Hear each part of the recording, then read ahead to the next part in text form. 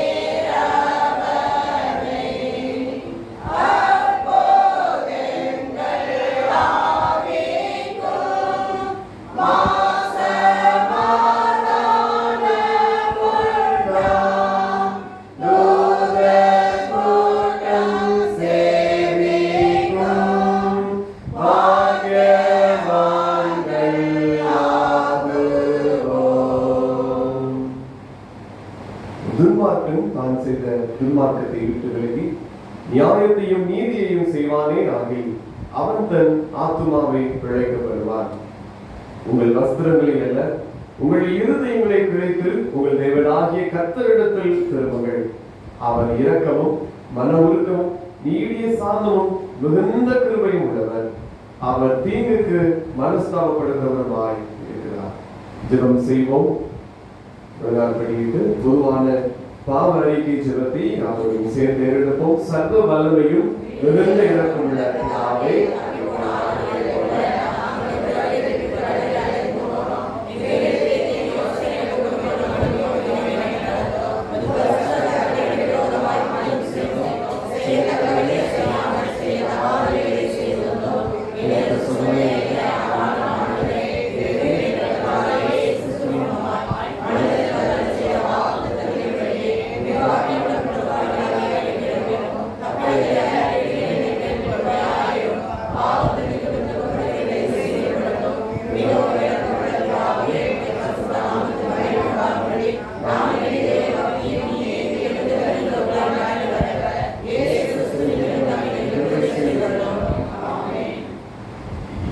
கர்த்தருடைய ஜெபத்தை யாரும் சேர்ந்து எடுப்போம். பரமண்டங்களில் இருக்கிற எங்கள் பிதாவே,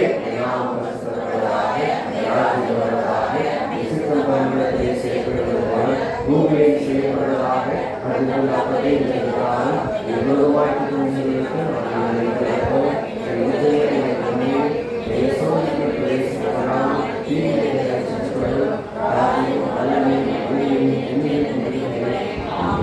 ஆண்டவரே எங்கள் உதடுகளை திறந்தவர்களும் தேவனே ரட்சிக்கவரை வாய்வாரும் பிதாவுக்கும் குமாரனுக்கும் பரிசுத்தாவிக்கும் மகிமை உண்டாவதாக.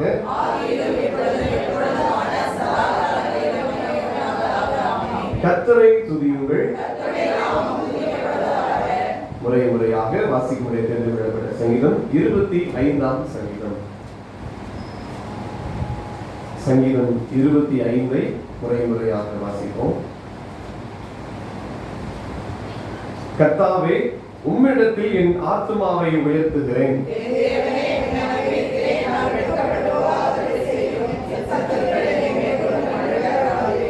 உம்மை நோக்கி காத்திருக்கிற ஒருவர் வெட்கப்பட்டு போகாதபடி செய்யும். முகாந்திரம் இல்லாமல் துரோகம் பண்ணுகிறவர்களே வெட்கப்பட்டு போவார்களாக.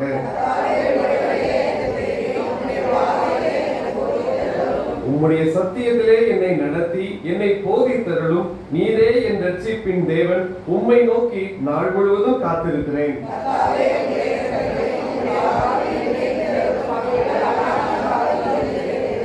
என் இள வயதின் பாவங்களையும் என் மீறுதல்களையும் நினையாதிரும். கர்த்தாவே, உம்முடைய தயவின் நிமித்தம் என்னை உமது கிருபையின்படியே நினைத்தருளும்.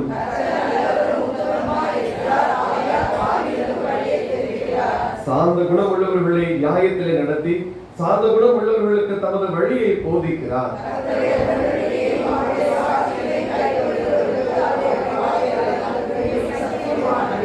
கர்த்தாவே, என் அக்கிரமம் பெரிது. உம்முடைய நாமத்தின் நிமித்தம் அதை மன்னித்தருளும்.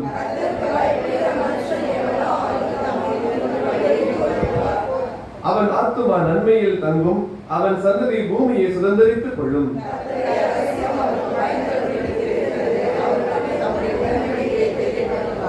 என் கண்கள் எப்போதும் கர்த்தரை நோக்கிக் கொண்டிருக்கிறது. அவரே என் கால்களை வலைக்கு நீங்களாக்கி விடுவார்.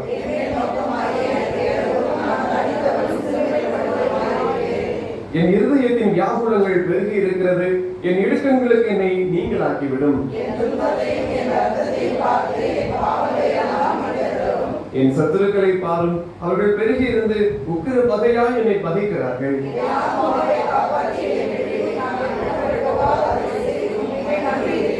உத்தமும் நேர்மையும் என்னை காக்க கடவுது.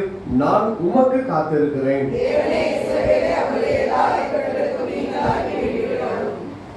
பிதாவுக்கும் குமாரனுக்கும் பரிசுத்த ஆவிக்கும் மகிமை உண்டாவதாக. ஆதியிலும் இப்பொழுதும் எப்பொழுதுமான சதாகாலங்களிலும் மகிமை உண்டாவதாக. ஆமென். தயவுசெய்து வாசிக்கும்படியாக தெரிந்து கொள்ளப்பட்ட வேறு பகுதி ஏசாயா தீர்க்கதரிசன புத்தகம் 58ஆம் அதிகாரம் 1ஆம் வசனம் முதல் 14ஆம் வசனம் வரை. பழைய ஏற்பாட்டில் பக்கம் 864. ஏசாயா 58ஆம் அதிகாரம் 1ஆம் வசனம் முதல். சத்தமிட்டு கூப்பிடு, அடக்கிக் கொள்ளாதே. எக்காலத்தை போல் உன் சத்தத்தை உயர்த்தி என் ஜனத்துக்கு அவர்கள் மீறுதலையும் யாக்கோபின் வம்சத்தாருக்கு அவர்கள் பாவங்களையும் தெரிவி. தங்கள் தேவனுடைய நியாயத்தை விட்டு விலகாமல் நீதியை செய்து வருகிற ஜாதியாரை போல் அவர்கள் நாடோறும் என்னை தேடி என் வழிகளை அறிய விரும்புகிறார்கள். நீதி நியாயங்களை என்னிடத்தில் விசாரித்து தேவனிடத்தில் சேர விரும்புகிறார்கள். நாங்கள் உபவாசம் பண்ணும்போது நீர் நோக்காமல் இருக்கிறது என்ன? நாங்கள் எங்கள் ஆத்துமாக்களை ஒடுக்கும் போது நீர் அதை அறியாமல் இருக்கிறது என்ன என்கிறார்கள். இதோ, நீங்கள் உபவாசிக்கும் நாளிலே உங்கள் இச்சையின்படி நடந்து உங்கள் வேலைகளை எல்லாம் கட்டாயமாய் செய்கிறீர்கள். இதோ, வழக்குக்கும் வாதுக்கும் துஷ்டத்தனத்தை உடைய கையினால் குத்துகிறதற்கும் உபவாசிக்கிறீர்கள்.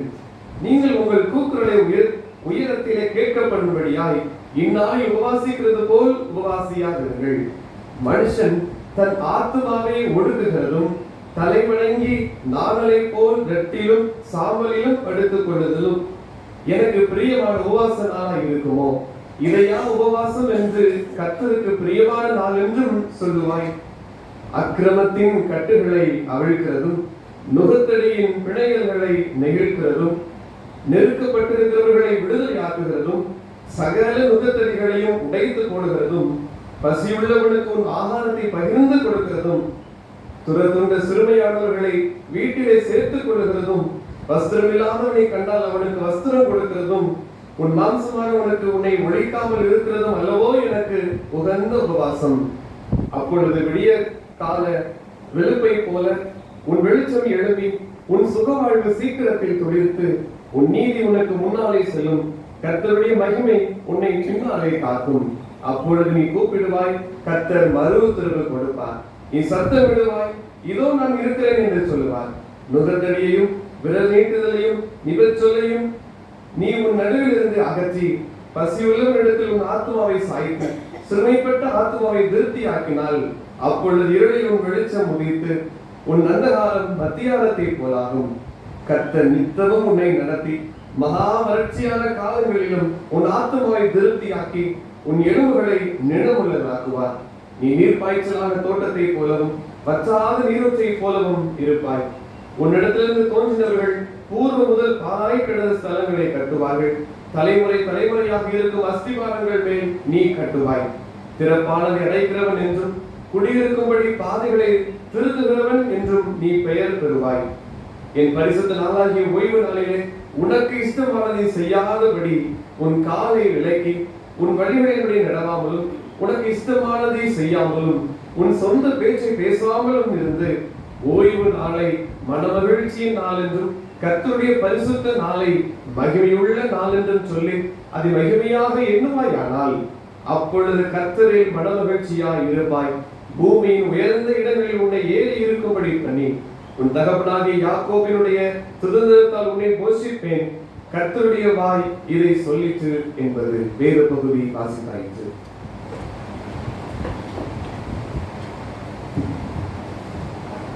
ஜெபம் செய்வோம். அன்பின் பிதாவே, இந்த ஆண்டும் நாங்கள் இந்த நாட்களை காண முடியாத கொடுத்த நல்ல கிருபைகளுக்காக நன்றியோடு உம்மை ஸ்தோத்திரிக்கிறோம். வெளியிடமாக இந்த வேதவசனங்களை நாங்கள் தியானிக்க இருக்கிறோம்.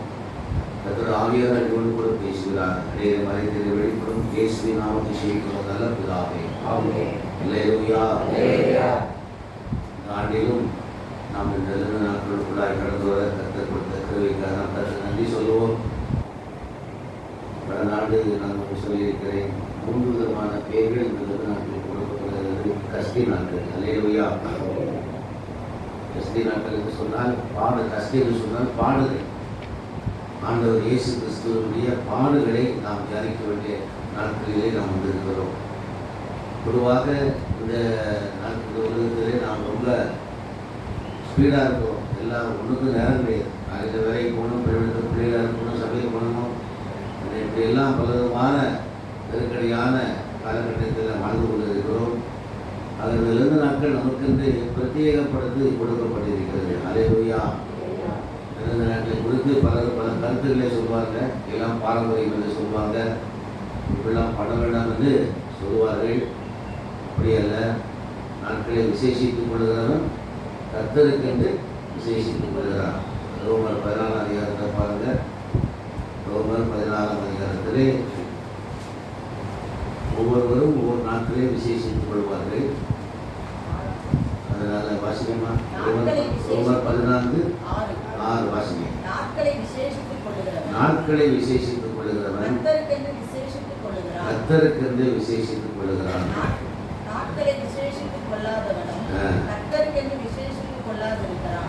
புசிக்கிறவன் தேவனுக்கு ஸ்தோத்திரம் செலுத்துகிறபடியால் கர்த்தருக்கென்று புசிக்கிறான். புசியாதிருக்கிறவனும் கர்த்தருக்கென்று புசியாதிருந்து தேவனுக்கு ஸ்தோத்திரம் செலுத்துகிறான். அவர்கள் நாட்களை விசேஷித்துக் கொள்கிறவர்கள்.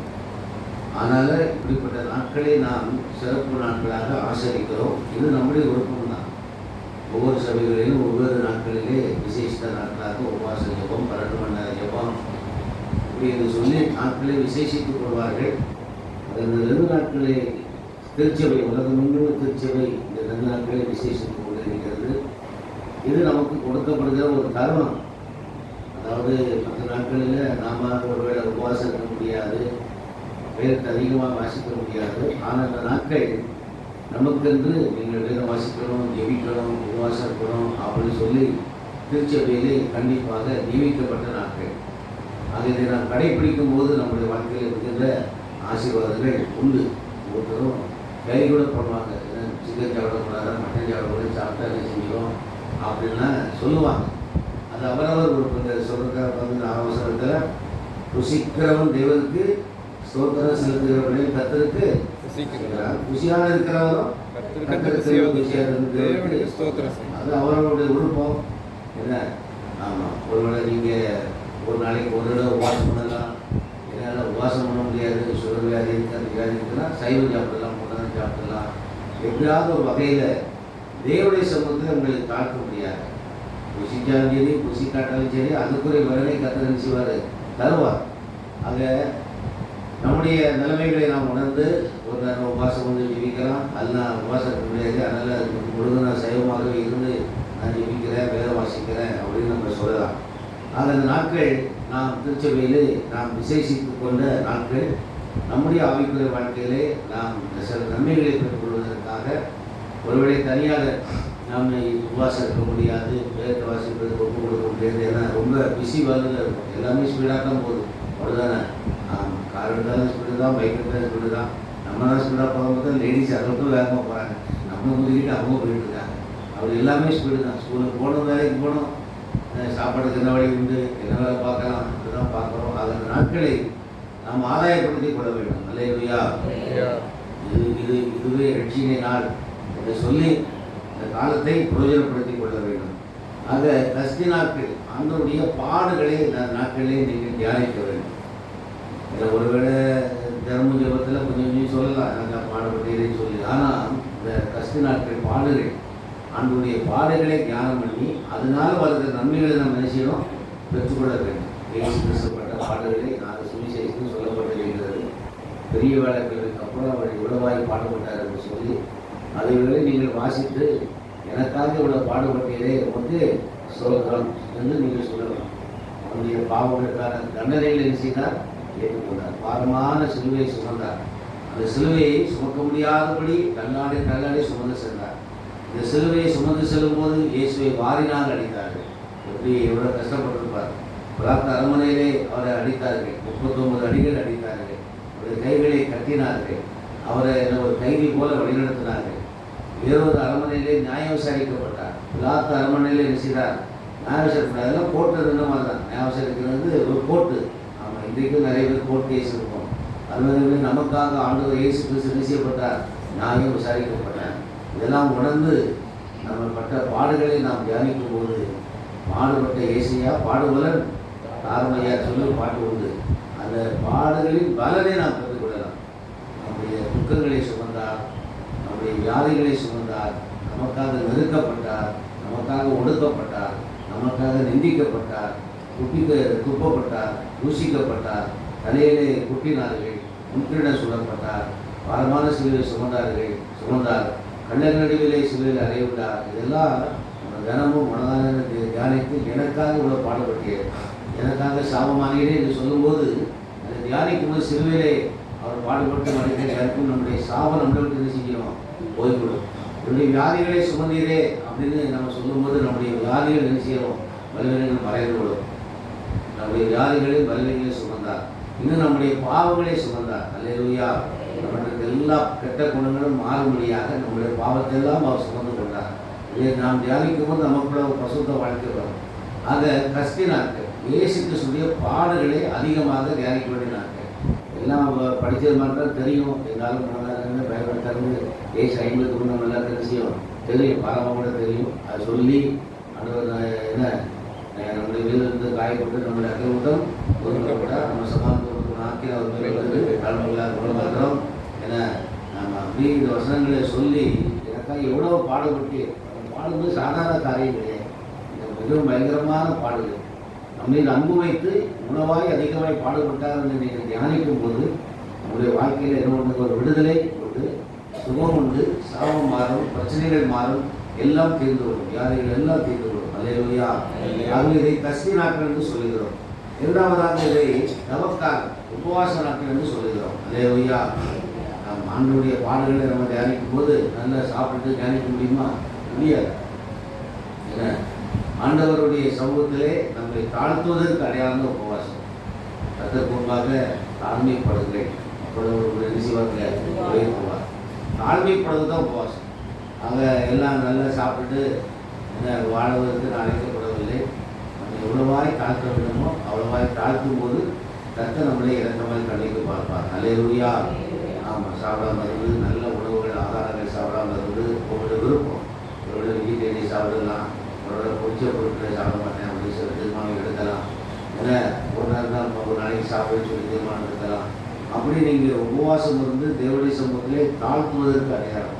பாவியாக மேல் பெரியார் அப்படின்னு சொல்லி நீங்கள் தாழ்த்த வேண்டும்.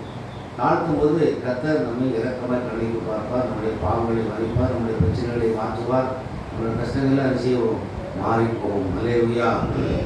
ஆக உபவாசம் பண்ணி பாவ அறிக்கை பண்ண வேண்டிய காலங்கள். அல்லேலூயா. நல்லா சாப்பிட்டுட்டு என்ன உட்கார்ந்து ஜெபிக்க முடியுமா, பிரவேசிக்க முடியுமா? ஒன்றும் பண்ண முடியாது. சாப்பிட்றது என்ன வரும், தூக்கான உடம்பு பெருத்துக்கும். ஆமாம், எந்த அளவுக்கு நம்ம தாழ்த்த முடியுமோ, உபவாசம் ஜெபிக்க முடியுமோ அந்த அளவுக்கு உபவாசம் பண்ணும்போது அப்படி சரீரம் அதுவாக இருக்கும், தூக்கம் வராது அதிகமாக. அப்படியே கொஞ்சம் தூங்கினால உடனே எழுந்திடலாம். நிறைய சாப்பிட்டேன்னா 2 மணி நேரம் தூங்கிடலையே, குறைக்க சாப்பிட்டா உடனே முடிப்போது உட்காந்து பைபிள் வாசிக்கலாம். மனதான பைபிள் வாசித்து இந்த நாட்களில் உபவாசம் இருந்து கர்த்தரை தேடும்போது கர்த்தருடைய பாவங்களை நினைச்சுவாருங்க மன்னிப்பார். சங்கீதம் 51 ராமதர்சன் பாவரிக்கை செய்தார். அப்படிதானே, பாவரிக்கை ரொம்ப முக்கியம். என்ன ஏன் பாவம் இருக்குது அப்படின்னு கேட்டால் அவன்கிட்ட நம்ம எல்லாருமே நல்லா தான் இருக்குன்னு சொல்லுவோம். அப்படியே இல்லை, உபவாசம் வந்து தேவனுடைய சமூகத்திலே தாழ்த்தும் போது தான் பாவங்களை கர்த்தர் நினைச்சுவார், உணர்த்துவார். ஆமாம், கோபம் ஒரு பாவம் தான், எரிச்சல் ஒரு பாவம் தான், பொறாம ஒரு பாவம் தான், பெருமை ஒரு பாவம் தான், என்ன இந்த பொய் சொல்றது பாவம் தான், களவாங்கிறது பாவம் தான், எல்லாமே பாவம் தான். அடுத்தவனை மதிக்காமல் இருக்கிறது இதுதான் பாவம் தான். ஆமாம், தொடரை பார்த்து அவனை ஏதாவது தரக்குறை பேசினா அதுவும் ரொம்ப பாவம் தான். இதெல்லாம் உணர்ந்தவர்களாக உபவாசம் வந்து பாவரிக்கப்பட வேண்டும். சங்கீதம் 51 விஷயம் மனப்பாடமாக சொல்லி நீங்கள் ஜெபிக்க வேண்டும். அவன் சொல்லுகிறா பாருங்க, இயேசுவே என்ன ஈசோப்பினா சுத்திகரி, கழிவுகளை சுத்திகரி, அதுபோல் ரத்தத்தினால நம்முடைய ஆவியத்தின சரத்தை பாவமாக கழுவும். அல்லேலூயா. நம்முடைய பாவத்துக்கு மொத்தமாக சரீரம் தீட்டுப்பட்டிருக்கிறது, நம்முடைய ஆவியத்தின தீட்டுப்பட்டிருக்கிறது. இயேசுவே ரத்தத்தினால் என்னை கழுவி செய்வோம், சுத்திகரி. இந்த பாவம் மன்னிக்கப்பட்டால் நமக்குள்ள ஒரு சந்தோஷம். பரிசுத்தாவினால் என்னை என்ன செய்யும், நிரப்பும் இருக்குது. அவதர்சன் ஒரு பெரிய பாவி. ஆமாம், பிறரை கொன்றவன். அவனுடைய கையிலேயே அவன் கொல்வதற்கு ஒரு பத்திரத்தில் என்ன செய்யலாம், அவன் சாவண்டிய மனுஷன் கையிலே கொடுத்து அப்படி யாரும் செய்வாங்களா? ஆமாம், ஒரு விபச்சாரக்காரர், என்ன பயங்கரமான ஒரு பாவி. ஏதாவது பாவரிக்கை செய்தபடினாலே அவன் தேவனுக்கு பிரியமானவனாக மாறிவிடுகிறான். அல்லேலூயா. ஆமாம், நமக்கு பாவம் இல்லை என்போமானால் நம்ம எல்லாமே நம்ம நம்மகிட்ட என்னையா பாருங்க நிம்மதி யோக்கியம் உண்டா அப்படின்னு நம்ம நினைக்கக்கூடாது. எவ்வளோ சமூகத்தில் மகார் பாடிட்டு 10 மணி நேரங்கள் பாட்டுகள் பாடிட்டு வெறுங்கால பாடல்களை பாடுங்க.